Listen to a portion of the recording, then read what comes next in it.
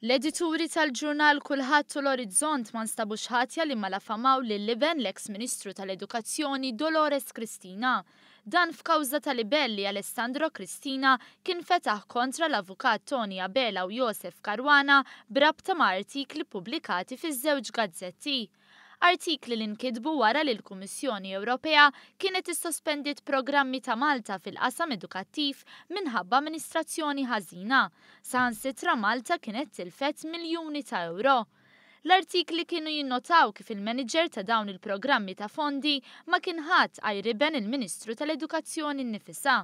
Fis-sentenza tal-qorti saħansitra ntqal kif din is-sitwazzjoni kienet ċertament sitwazzjoni imbarazzanti ħafna għal Malta u kienet sitwazzjoni li kellha twassal għal kull min kien responsabbli b'xi mod fit-tmexxija tal-programmi jirriżenja.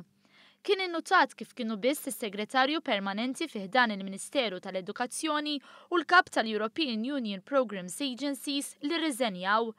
Hawn il-qorti nnotat kif iż-żewġ persuni responsabbli mill-amministrazzjoni kollha tal-programmi li ġew sospiżi fosthom iben l-eks Ministru Dolores Cristina qatt ma rriżenjaw. Għaldaqstant innotat kif il-fatti fl-artiklu kienu sostanzjalment veri u ma kien hemm ebda malafama fil-konfront tagħhom. L-artiklu kien neċessarju għal poplu biex jifhem kif kienu qed jitmexxew il-proġetti li għalihom kienu qed iħallsu u jibbenefikaw, qalet il-qorti.